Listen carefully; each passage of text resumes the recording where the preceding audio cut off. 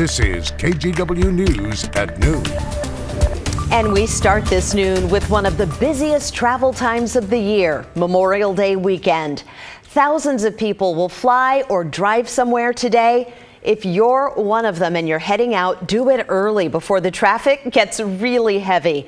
We're going to start things off with meteorologist Rod Hill. So Rod, you're watching for possible storms tonight. I am. So folks staying locally in Washington, Oregon, especially driving a little bit later today.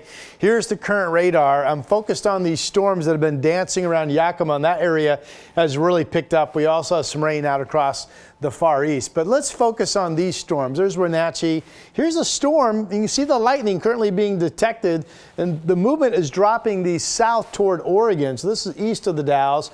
This could quickly become a thunderstorm up around Mount Adams. And here's Futurecast at 3 o'clock this afternoon. Thunderstorm threat in the Dalles, a thunderstorm threat coming into Hood River County as well. Here we are at 5 p.m. and maybe even some storms closer to the Falls or Cascade Locks or Stevenson by 9 p.m. and the sun going down. That is all quickly out of here. Right now, you folks in the Dalles on alert for potential thunderstorm activity in the coming hours. You're at 79 degrees right now. That was the Oregon Veterans Home camera. If you're going to the coast, we're expecting to see some sun developing, but right now most cameras show cloudy skies. That's Depot Bay, the view from the Channel House. We're just beautifully clear over downtown Portland. Check out the temperature, 77. 85 or better looks to be the expected high this afternoon. If you are going to the coast and you're leaving, I think you'll get some sun later today, but tomorrow could be completely cloudy, so have some jackets, some warm weather clothing with you. Sunday and Monday, more in the way of developing sun, especially on Memorial Day. Could be 70 in the afternoon. More of your holiday weekend forecast coming up. All right, we'll see you then. Thanks, Rod.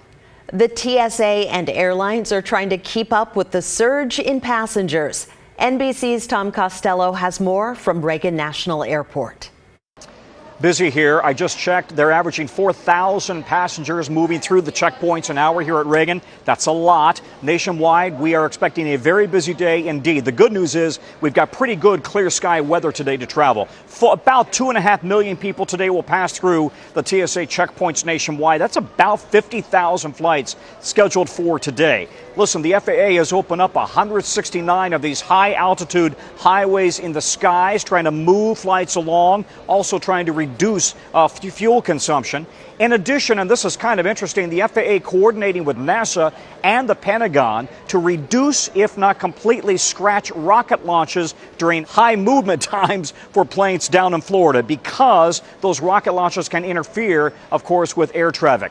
Listen, speaking of Florida, we're watching volatile weather just off the East Coast, according to the FAA. So far, the country's looking pretty good in terms of clear skies. On the roads, 37 million of us, most Americans, are going to be driving, and they're going to be paying about $3.57 a gallon for national unleaded.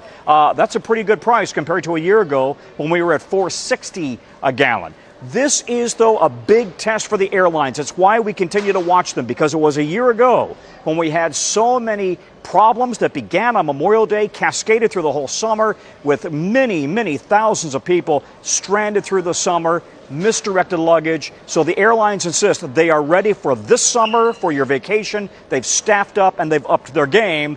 The test begins right now. Guys, back to you. Tom Costello reporting. Now to a traffic alert locally. You will not be able to drive over the Hawthorne and Morrison bridges for a few hours tonight. The Rose Festival City Fair will be underway, and there is a big fireworks show. From 8 p.m. till midnight, the bridges will be closed to cars, but pedestrians and cyclists will still be able to cross.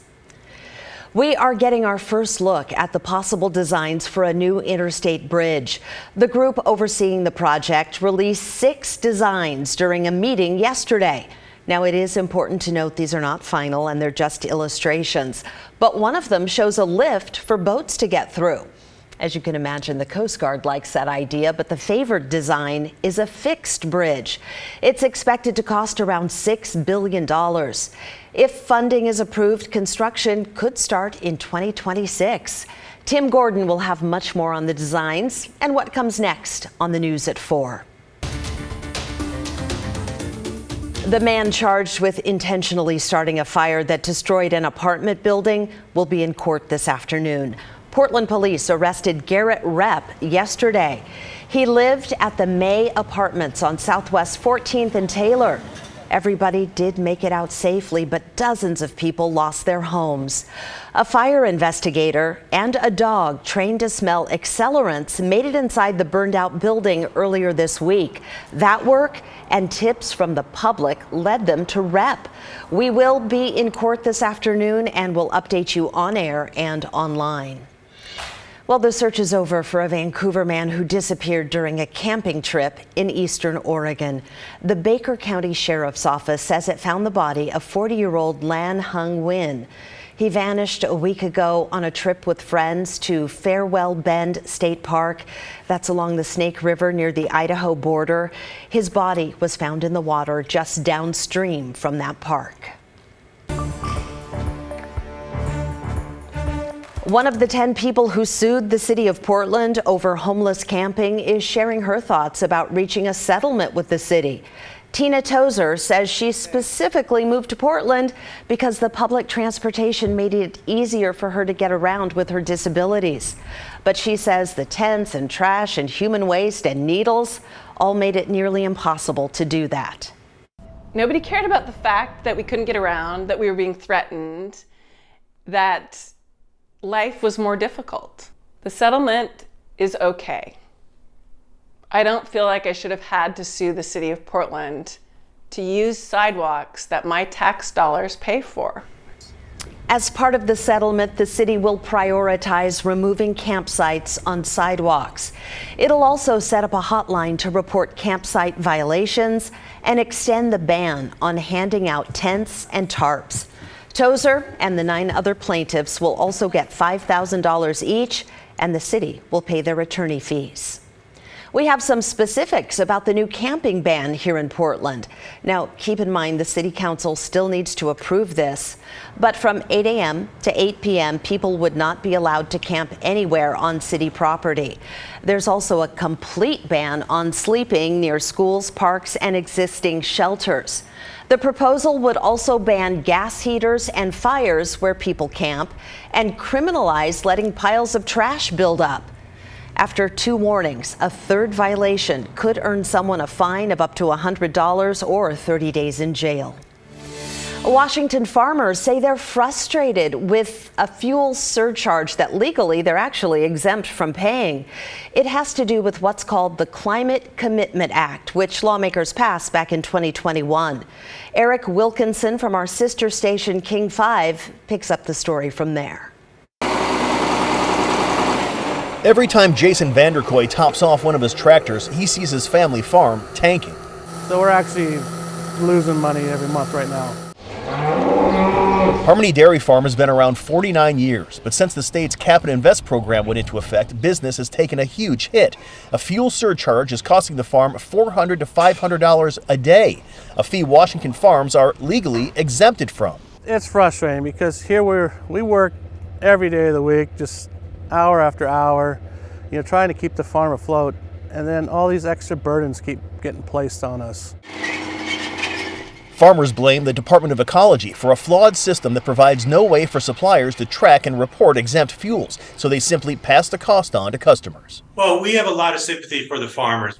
Luke Martland is Ecology's Climate Commitment Act manager. He says at least 2 major suppliers have stopped assessing the surcharge, but most continue. Some have been reported to the Attorney General. We educated them on the law, educated them on what fuels should be exempt and not exempt, and we worked with them to give them guidance and to develop forms that they could use so they could track those fuels. Make sure every drop gets in there. Meantime, the Washington Policy Center says the charge will cost farmers $33 million this year. Jason would like to see some sort of refund mechanism implemented. For now, he's just hoping his second-generation farm sees a third. I want to be able to pass this farm on to the next generation. I hate to see Olympia or somebody take it away from us.